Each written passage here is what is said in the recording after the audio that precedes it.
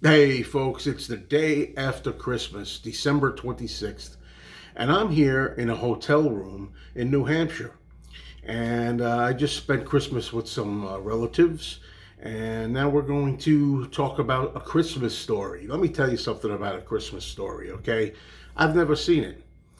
I mean, over the past 20, 25, 30 years, whatever it's been on as a TBS or as a TCM, whatever it is. I think it's Ted Turner's station, whatever it is, and they put this on 24 hours, continuous loop, A Christmas Story, and it's something I've been hearing about for a long time now. Although I've only seen clips. You know, sometimes you turn it on one Christmas and you see the kid getting his tongue stuck to the frozen pole.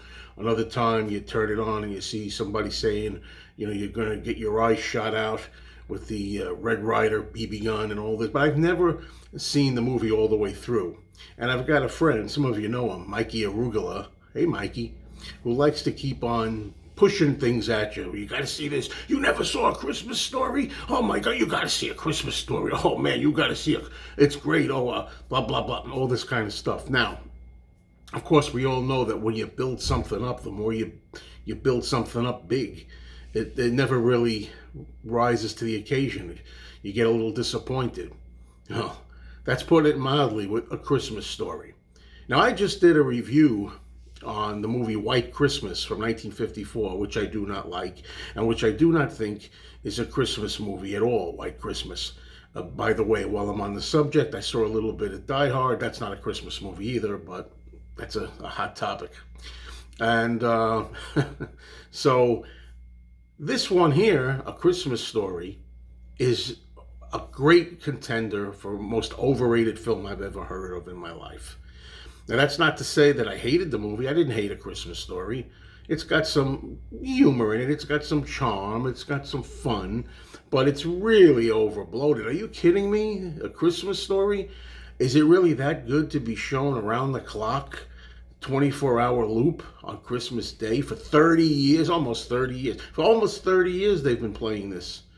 All right, we know the story. Well, some of you do. A lot of you do. It's about a little kid who is supposed to be 9 years old. And by the way, one thing is, I don't think a 9-year-old kid could really believe in Santa anymore, but that's a whole other quibble. We can get past that one. But it's about a 9-year-old kid that dreams of having what's known as a Red Ryder BB gun for Christmas. He wants this more than anything. He sees the ad. We could all relate to what it's like to want a gift. I never wanted any kind of gun, BB gun or otherwise, but okay, that's me. But we all know what it's like to grow up as children and want to get a Christmas present, and we hope that mom and dad will get it for us, and we hope that maybe Santa will get it, when we still believed in Santa when we were a little smaller than this kid. But anyway, so yeah, there's stuff here you can relate to. Now, the movie is supposed to take place, I believe, from Wikipedia, 1940. This takes place in 1940. Well, that's the first thing. This does not look like 1940 to me. It looks later. I mean, 1950s at best. Maybe 1948, 1949, but 1940 doesn't feel 40s to me at all.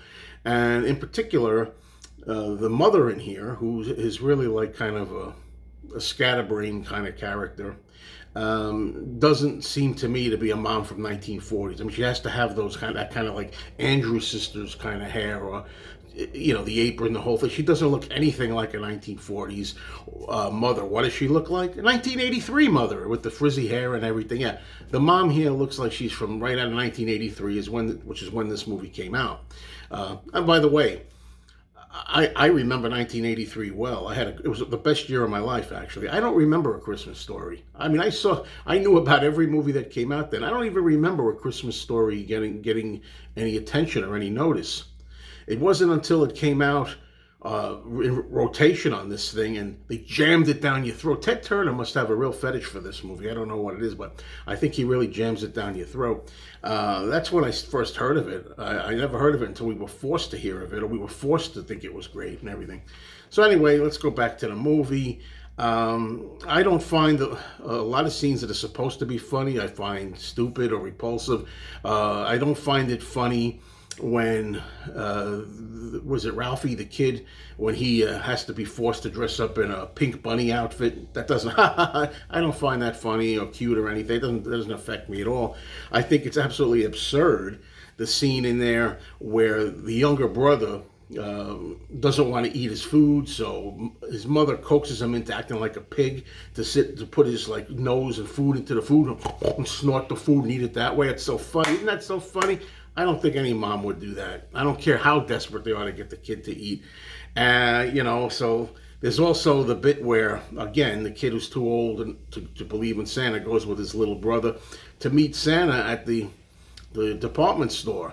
And they have this big slide. I don't think that Santa Claus is going to be that visibly disgruntled, although it's kind of funny to hear him just go through the motions with ho, ho, ho.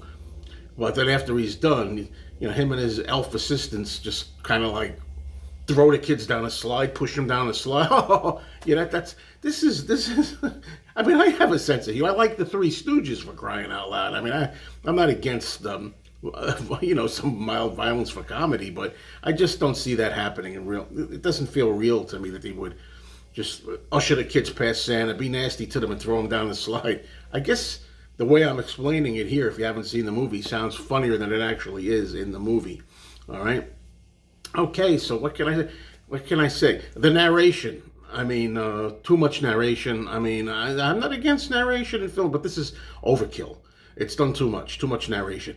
And then we'll talk about the dad in this film, known as the old man, Darren McGavin. Hey, as far as I'm concerned, Darren McGavin is always going to be known for one role only in my book, and that's this my girlfriend blows her nose in the bathroom. No concern that I'm doing a video here whatsoever. Anyway, maybe you heard it, maybe you didn't hear it. That's funnier than the movie. But anyway, Darren McGavin is Kolchak the Night Stalker. That's who he always was and always will be to me. A lot of you people out there watching this, young people, don't even know who the Night Stalker is, Kolchak. Well, that's who he is to me. Here, he's just a really rather foul-mouthed, nasty dad. Dysfunctional parents. I don't get it. Like I said, the movie is not without its moments. It has a moment here or there. It does feel a little bit Christmassy. At least it got a Christmassy feeling, way more Christmassy than White Christmas did.